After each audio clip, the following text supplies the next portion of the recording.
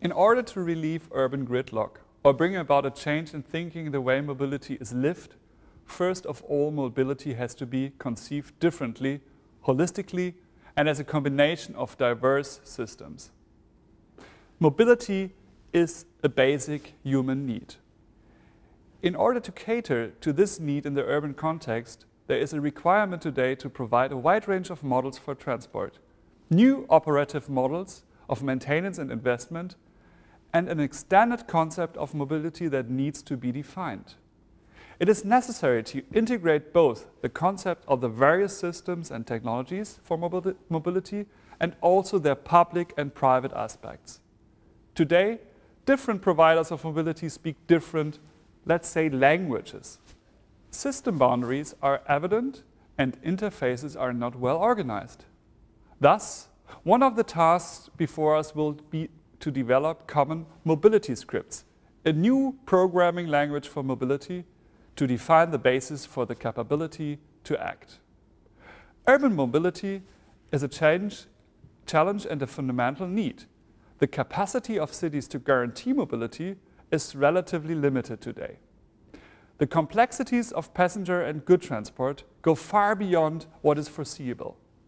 Distance has given way to time as a category for measuring the journey, and the taxonometrics of movement have replaced the strategy of speed by the tactic of time efficiency as a measured value.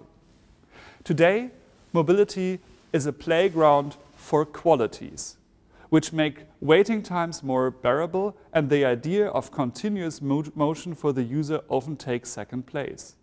It is necessary to understand the specific needs of the user. For example, it is becoming increasingly important to redefine the last mile. This is a space between the terminal points of mass transit system and the place where an individual or a group of users live or work. It should be the aim to create a new way of looking at quality of life and quality of journeys. Mobility cannot be reduced to external technologies that are introduced to the city, but it is explained by the necessity and the desire to live in the city. The question in this context are mobility solutions today increasingly obstacles or keys to our freedom of movement?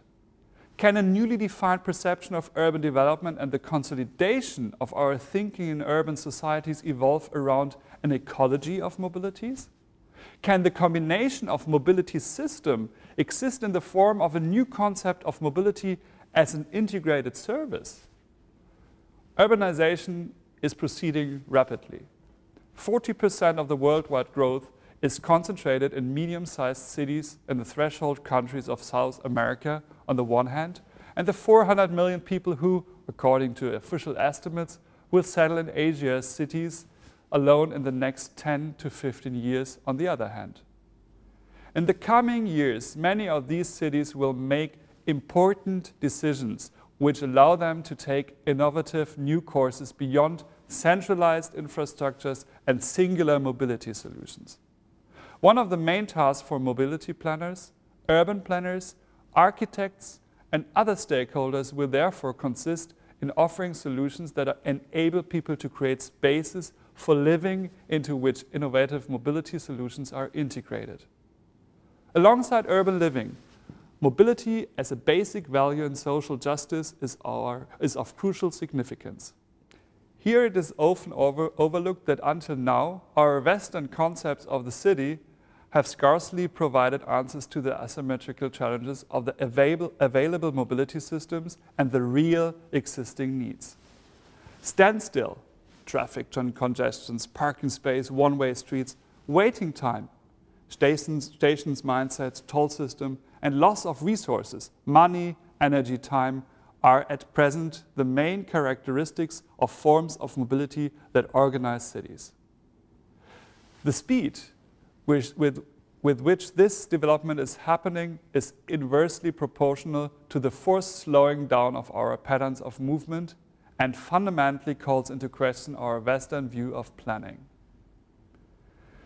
The complexity and lack of flexibility of industrial solutions that exist in parallel and their range of instruments cannot at present answer urgent questions of our time. A further challenge is to fill the gap between transport planning and urban planning of recent decades with a newly formulated, innovative, process-based method. Ever-increasing complexity can only be mastered in holistic, connected territorial planning that incorporates sensitivity to various scales. In view of this, it is necessary to undertake a critical reassessment of models of settlement and mobility, making a causal connection between forms of residence and mobility.